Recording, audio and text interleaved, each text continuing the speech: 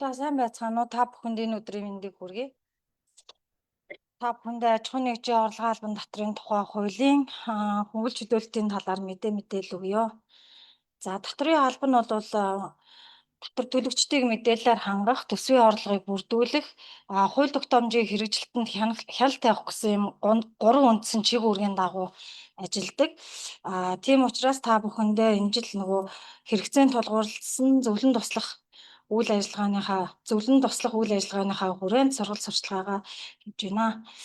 За аж ахуйн нэгж байгууллага ерөнхийдөө бол татвар төлөгчийг дотор нь хувь хүн болон хуулийн этгээд гэж бол хоёр ангилдаг. Хуулийн этгээдийн хувьд улсын бүртгэлд бүртгэгдэж аж ахуйн үйл ажиллагаа эрхэлж байгаа компани, нөхөрлөл, хоршоо, төрийн болон орон нутгийн өмчит аж ахуйн тооцоотой үйлдвэрийн газар тэдгээртэй адилтгах орлогын албан татвар төлөх үүрэг бүхий хуулийн этгээд, хуулийн этгээдийн эрхгүй этгээд болон үндсэн үйл ажиллагаа нь ашигын бус боловч бараа борлуулах, ажил гүйцэтгэх, үйлчилгээ үзүүлж орлого олсон дотоод гадаадын хуулийн этгээдийг хэлнэ гэж байгаа. За албан татвар төлөгчийгээ болохоор дотор нь Монгол улсад байрладаг болон байрладаггүй албан татвар төлөгч гэж хоёр ангилж байгаа. Энэ маань болохоор татвараасаа зардлаа хасах уу, хэдэн хувиар татвар төлөх үү гэдэг нь одоо хаана байрлаж байгаагаасаа шалтгаалаад тодорхойлогдох маш юу гэдэг нь хамгийн том чухал ангилал гэсэн үг. За тэгэхээр Монгол улсад байрладаг аж ахуйн нэгжийн хувьд болохоор Монгол улсын хууль тогтоомжийн дагуу үүсгэн байгуулагдсан дотоодын аж ахуйн нэгж байгууллагууд эсвэл удирдлах байгууллага нь Монгол улсад байрладаг гадаадын аж ахуйн нэгжүүд маань хамрагддаг.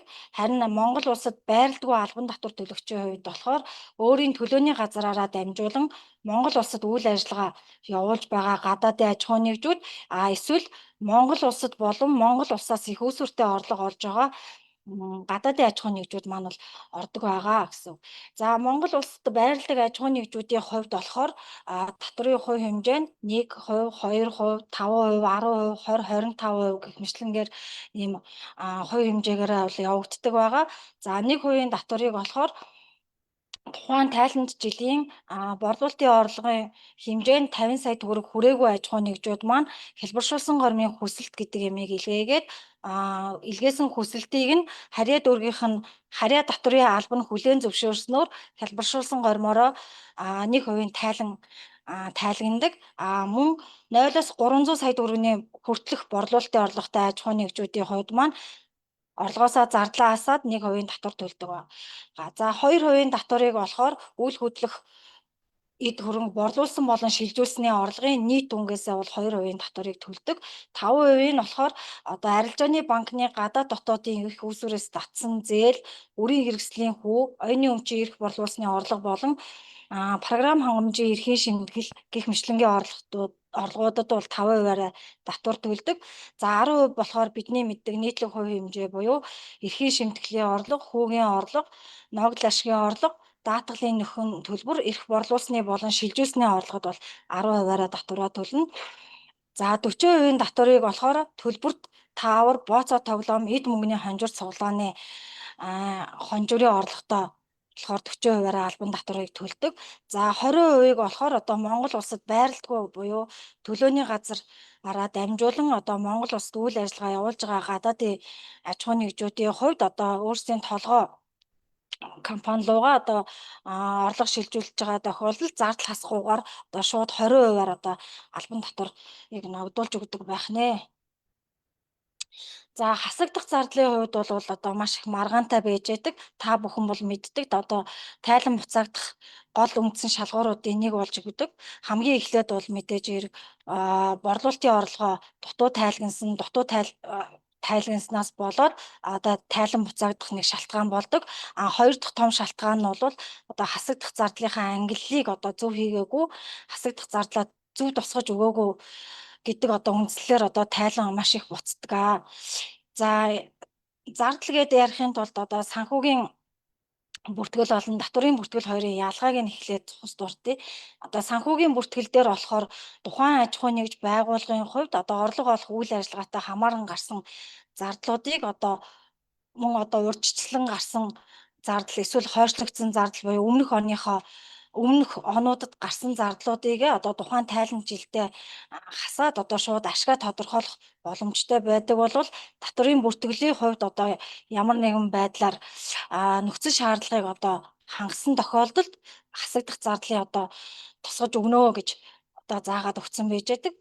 За тэгэхээр хугацаа энэ дээр болохоор хугацаа маш чухал байдаг. Түрүүний хэлснээр бол санхүүгийн бүртгэл болохоор өмнөх онуудад гарсан зардлыг ч юм уу одоо мэдээж хойшлуулад гаргасан байгаа зардлуудаа бол яг энэ ондоо гаргаад нийт одоо ашгаа тооцоолоо гаргадаг бол татврын бүртгэлийн хувьд болохоор зөвхөн тайланд хугацаанд хамаарсан байх ёстой гэдэг юм хязгаарлалтыг тавьж өгдөг. Жишээлбэл одоо 2026 онд гарсан зардлыг бол зөвхөн 26 ондоо хасч өгнө л гэсэн юм шалгуурыг тавьдаг байгаа.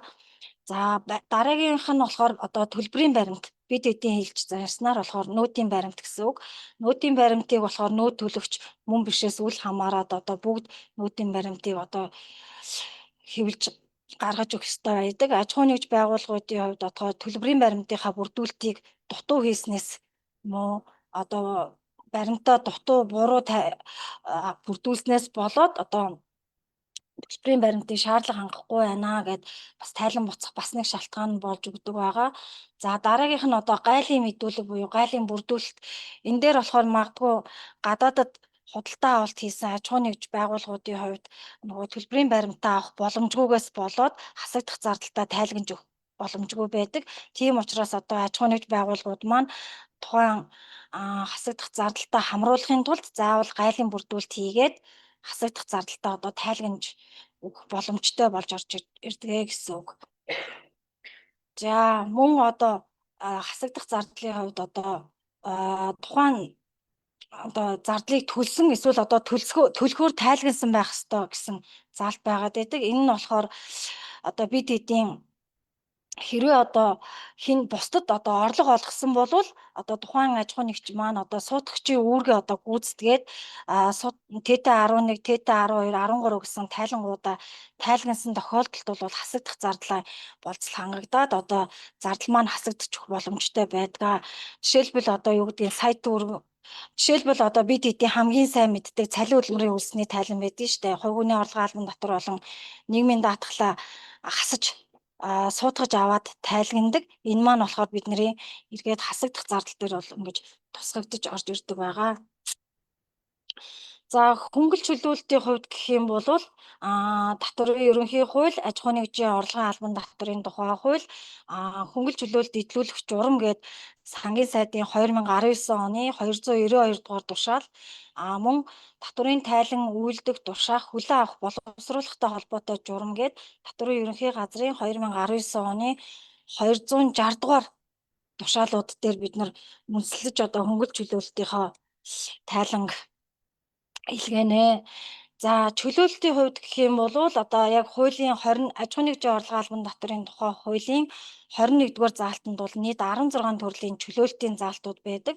За чөлөөлтийн орлогыг тайлгнахын тулд хэд хэдэн гол анхаарах асуудлууд байгаад байдаг. За нэгдүгээрт нь болохоор заавал одоо төлбөрийн баримтаар баталгаажсан байх ёстой. Буюу одоо захим төлбөрийн баримтын систем дээрээ чөлөөлөгдөх заалтаараа одоо орлогоо бол заавал шивж өгсөн байдаг. Энэ маань болохоор нэмэгдсэн үртгийн албан татврын тухай хуулинд одоо нийцэж өгдөг. Гэтэл одоо нөгөө аж ахуйн нэгж байгууллагуудын хувьд гаргадаг бас нэг том одоо алдаач гэх юм уу юу гэхээр одоо нэмэгдсэн үртгийн албан татврын тухай хуулиараа чөлөөлөгдсөн орлогуудыгаа аж ахуйн нэгжийн орлогын албан татврынхаа тайлан дээр давхар тусгаж өгөөд ингээд алдаа гаргаад байдаг. Энэ хоёр маань уг нь тус тустай хууль болохоор заавал тус тустай зөвхөн аж ахуйн нэгжийн орлогын албан татврынхаа хуулийн энэ 16 төрлийн чөлөөлөгдөх заалтан дээр зааж өгсөн заалтаараа бол чөлөөлөгдөх орлогоо тайлгнаж өгнө гэсэн үг. За хоёрдугаарт нь болохоор чөлөөлөгдөх орлого олохтой холбогдсон гарсан зардлыг бол хасагдах зардлаар тайлгнаж өгдөг. Гэтэл манай аж ахуйн нэгжүүдийн хувьд яадаг вэ гэх юм бол маш их хэмжээгээр хасагдах зардал руу тайлгнаж өгөөд тэгээд нөгөө жилийн эцсийн тайлан маань маш их юм алдагдaltaй тайлан гараад идэг. Тэгэхээр энийгээ бас та бүхэн маань анхаарал үзчих бах. За 3 дугаарт нь юу гэдэг вэ гэх юм бол одоо чөлөөлөгдөх орлоготой тайлан илгээжээд одоо тайлангаа хэрвээ засварлах шаардлагатай бол заавал одоо нотлох бичиг баримтуудаа файл хэсэгтээ одоо хавсаргаж өгөх шаардлагатай байдаг. За энэ бүгдийг анхаарчих юм бол чөлөөлөх тохиолдолтой тайлан илгээхэд бол асуудал байхгүй гэж үзэж байгаа. За хөнгөлтийн хувьд гэх юм бол хуулийн 22 дугаар зөвлөлдөө нийт 32 төрлийн хөнгөлтийн заалтууд байдаг. Хамгийн ихэнд нь болохоор одоо энэ дээр нэг юм юу оруулаад өгсөн байгаа. Жилийн эцэс болоод аж ахуйн нэгжүүд маань тайлангаа илгээх болохоор хөнгөлтийн нөгөө хавсралт мэдээ маань идэвхжихгүй байна. Тайлангийн програм дээр алдаа заагаад байна гэдээ маш ихээр асуудал орж ирдэг. Гэтэл энд бол ямар нэгэн алдаа байхгүй. Хэрвээ одоо танаа байгууллага одоо хөнгөлтийн тайлан илгээгч байгаа бол нүүр тайлангаа хадгалаад нүүр тайлан дээр маань байгаа үйл ажиллагааны орлого засах гэдэг цонх руугаа ороод үйл ажиллагааны орлого 300 сая ба түүнээс дээш гэсэн сонголтыг хийгээд өгөх юм бол хөнгөлтийн тайлангийн маань хавсралт мэдээ идэвхжиж гарч ирдэг байгаа. За тэгэхээр энэ бол хамгийн ихний бидний тайлан илгээх гол зүйл байгаа. За тэгээд хөнгөлтийн заалтууд маань дотроо бол 3 янз байгаа. 22-ийн 1, 22-ийн 5, 22-ийн 9 гэсэн 3 янз байгаа. За 22-ийн 1 гэдэг заалтын хувьд гэх юм бол тухайн албан татвар төлөгч маань тухайн тайланд жилийн борлуулалтын орлого нь 300 саяас 1.5 тэрбум төгрөг хүртэлх борлуулалтын орлоготой аж ахуйн нэгжүүдийн хувьд тухайн тайланд хугацаанд буюу 2 сарынхаа 10-нд тайлангаа илгээгээд төлөх ёстой албан татвараа 100% төлөөд төлсөн татвараасаа 90% нь одоо буцааж авах боломжтой байдаг.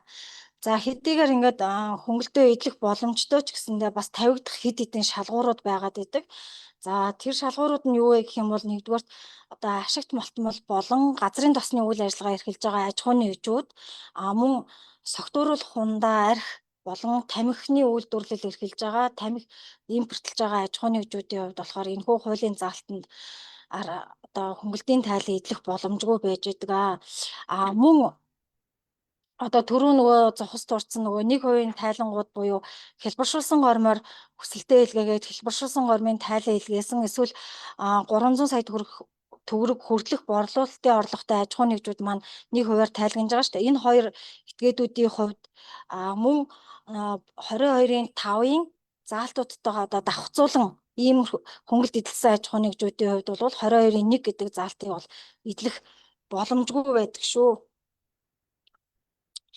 За 22-ийн 5 гэдэг заалтны хувьд болохоор одоо манай аж ахуйн нэгжүүдийн хувьд хамгийн түгээмэл ашиглагддаг заалт нь юу вэ гэх юм бол 22-ийн 5-ын 1 буюу бидний ярьж занснаар болохоор нөгөө аслагдсан бүсийн хөнгөлт гэж байгаа. Энэ нь болохоор нөгөө тухайн орон нутгийн төв нь Улаанбаатар хотоос хэрвээ 500 км-аас хол байх юм бол албан татварыг нь 50%-аар хөнгөлнө. 1000 км-ээс дээш байх юм бол 90%-аар хөнгөлнө гэсэн юм заалт байгаад байдаг.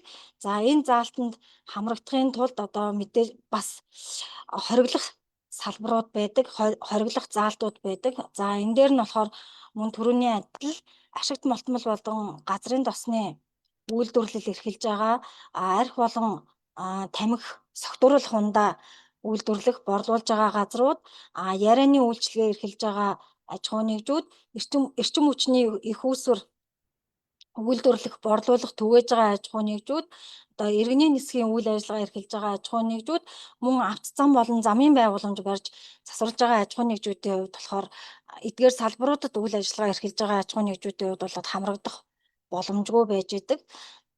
Харин одоо яг ямар нөхцөл шаардлагыг хангасан тохиолдолд энэ 22-ийн 5-ын 1-ийг хөнгөлтөнд хамрагдах вэ гэх юм бол тухайн аж ахуйн нэгж байгууллага нь тухайн орон нутагта орон нутгийнхаа одоо засаг захиргаандаа бүртгэлтэй байх ёстой. Тухайн орон нутгийнхаа татврын албатай байнгын одоо харьцдаг байх ёстой.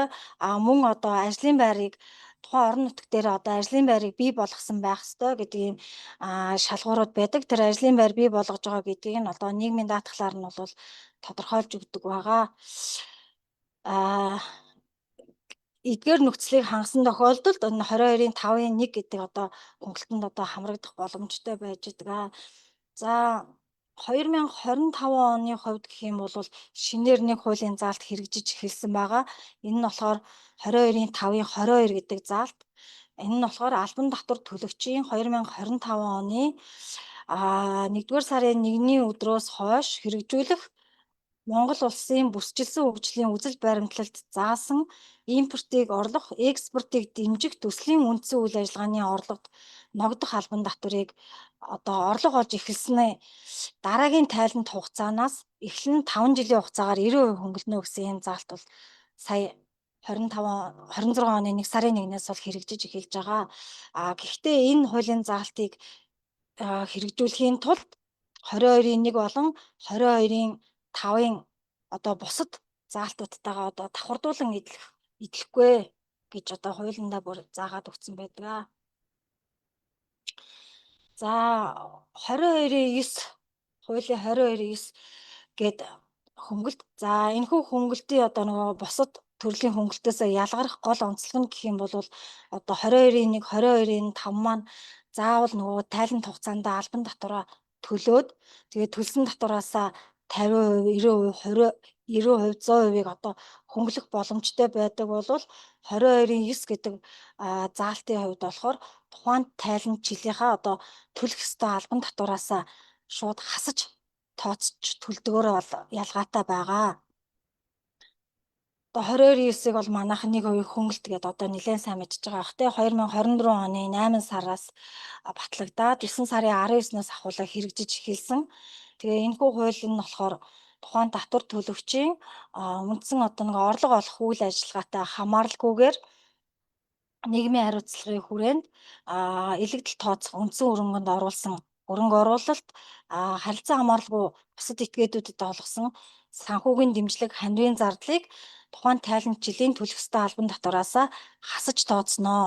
Ингэж хасаж тооцохын тулд тухайн аж ахуйн нэгжийн тухайн тайлант жилийн борлуулалтын орлогын 1%-аас хэтрүүлэн эдлэхгүй гэсэн ийм заалт байгаад байгаа. За тэгээ энэхүү хуулийн заалт маань дотроо болохоор нийтдээ 11 төрлийн зүйл заалт байдаг. За жишээ нь ингээ ой, ус, газар гээд байгалийн баялагийг ашиглах сэргээх эсвэл зам тээвэр нийтийн эзэмшлийн зам талбайг байрж байгуулах ахмад настан хөгжлийн бэрхшээлтэй иргэдүүдийн нийгмийн асуудлыг шийдэх эсвэл соёл спортын барилга байгууламж барьж байгуулах олимпийн төрлийн спортын баг тамирчдыг баг болон тамирчдыг дэмжих санхүүгийн дэмжлэгүүд эсвэл нөгөө боловсролын систем юун дээр боловсролын үйл ажиллагаан дээр болохоор нөгөө сургалтын засгийн газраас зарласан нөгөө чиглүүлэх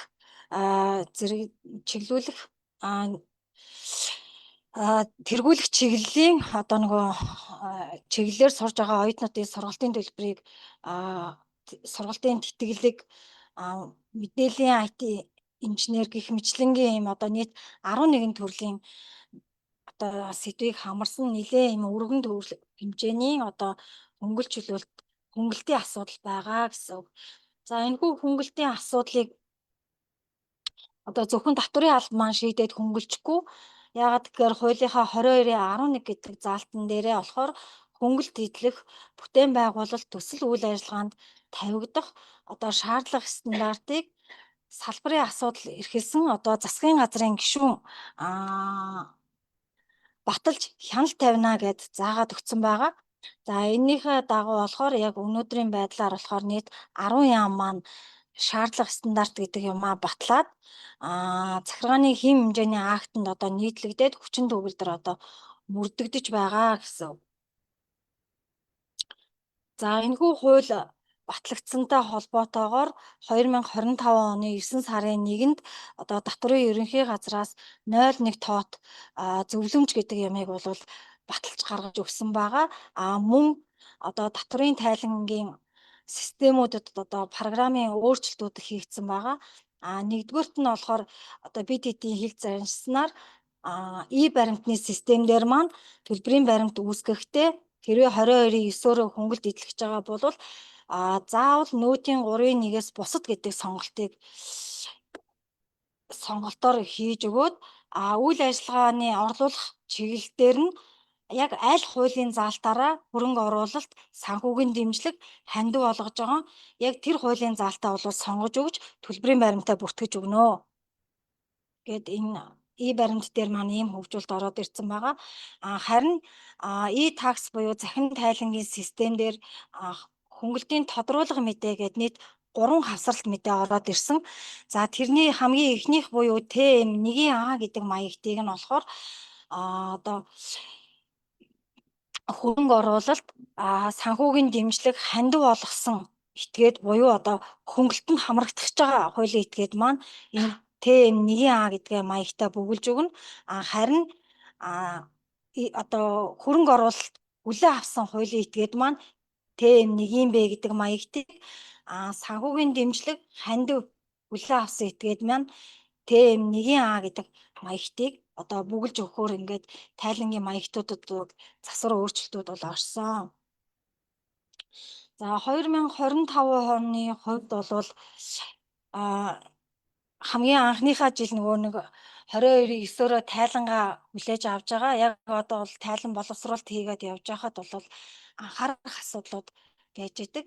За ерөнхийдөө бол энэхүү хөнгөлтөнд хамрагдахын тулд нэгдүгээрт бид нарт заавал хуулийнхаа зүйл заалтан дээр хамаарсан нийцсэн байх ёстой. Одоо жишээлбэл орлого олох үйл ажиллагаатай хамааралгүй байх ёстой.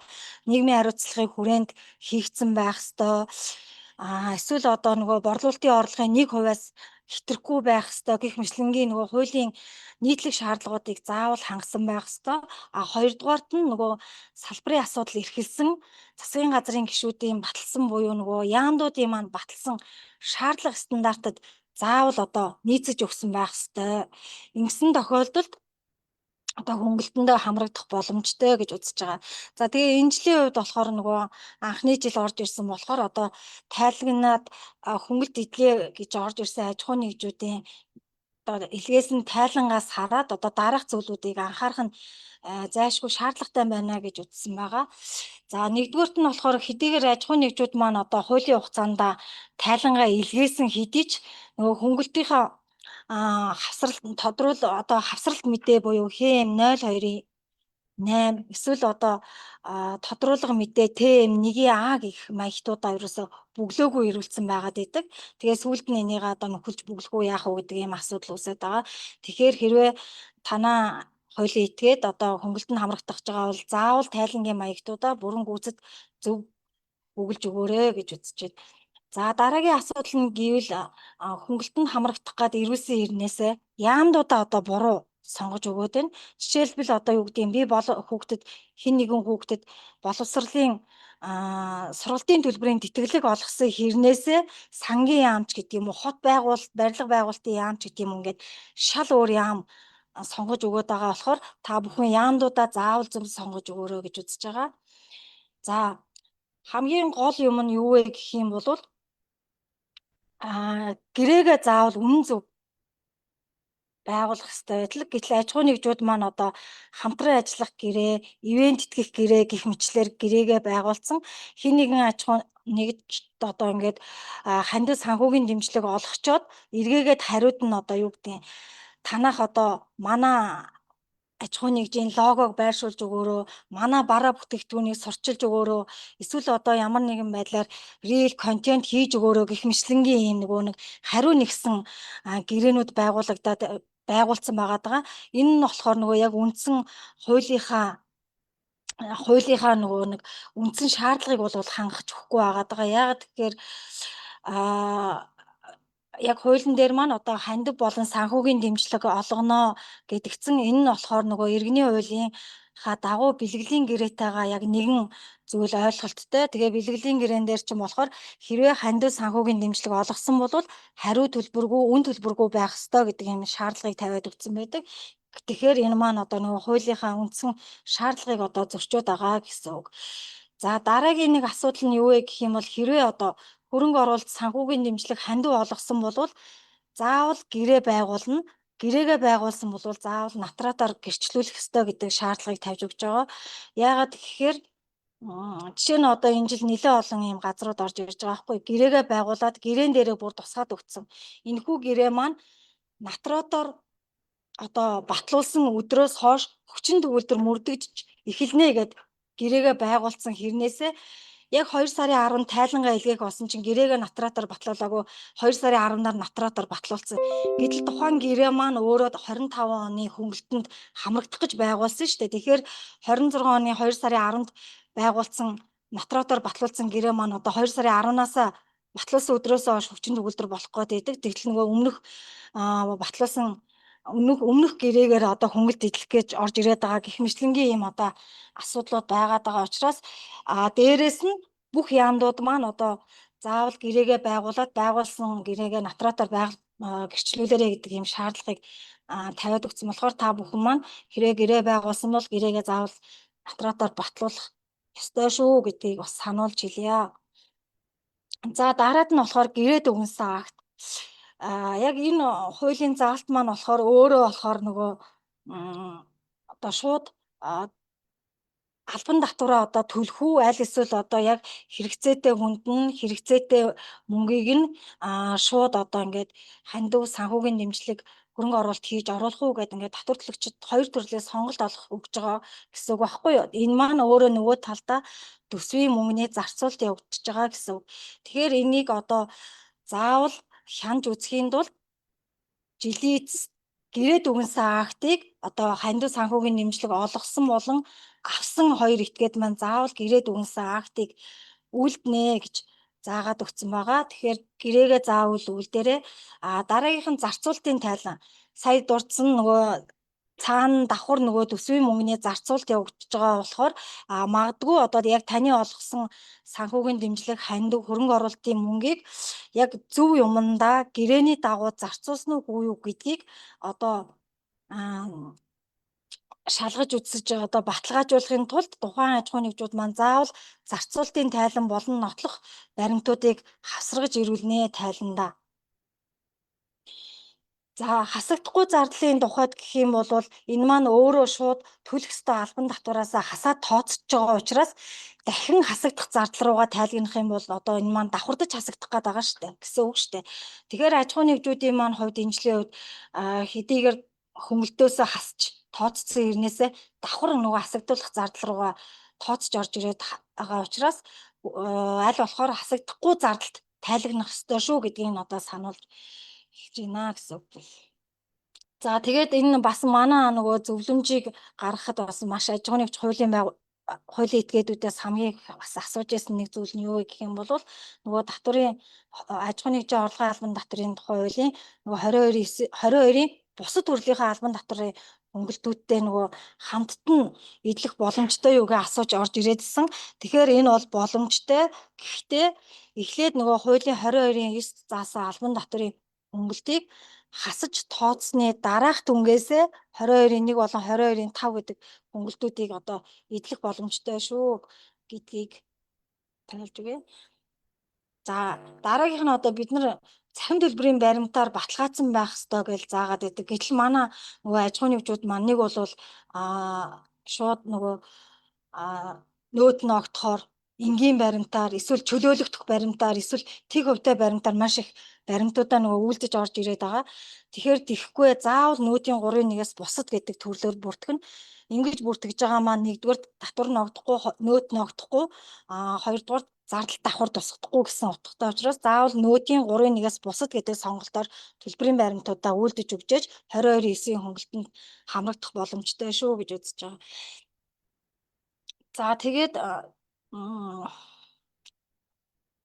хөрөнгө оруулалт санхүүгийн дэмжлэг хандивыг одоо хүлээн авсан этгээдүүд маань заавал тайлан ирүүлж байгаа. Тэгээд түрүүн бол бас дуртахад хөрөнгө оруулалт хүлээн авсан этгээд маань тэм нэг юм бэгээ санхүүгийн дэмжлэг хандив хүлээн авсан этгээдүүд маань нэг юм бэ гэсэн маягтаа заавал бүгэлж өгөх ёстой. Тэгэхээр нөгөө одоо энэжлээс болол шинээр орж ирж байгаа асуудал юу гэх юм бол нөгөө төсөвт байгууллагууд маань ерөөсөө аж ахуйн нэгжийн орлогын албан татврын тайлан илгээдгүй байсан чинь энэжлээс маш их хэмжээний хандив санхүүгийн дэмжлэг хүлээгээд авчаар манайх тайлан илгээх үгүй юу гэж маш ихээр асууж орж ирж байгаа. Тэгэхээр төсөвт байгууллагууд маань хэрвээ санхүүгийн дэмжлэг хандив хүлээн авсан бол заавал аж ахуйн нэгжийн орлогын албан татврын тайлангийн төрлөөр бүртгүүлээд тайлангаа илгээ шүү гэдгийг сануулъя. За тэгээд хэрвээ одоо санхүүгийн дэмжлэг хандив хүлээн авсан этгээдүүд бол заавал харилцаа хамааралтай юу үгүй юу гэдэг шалгуураа үзээрэй. Энэ муу харилцаа хамааралтай байх шалгуур маань татврын ерөнхий хуулийн 27-г заасны дагуу бол тодорхойлогдно. За ингээд миний тавих хичээл дуслаа.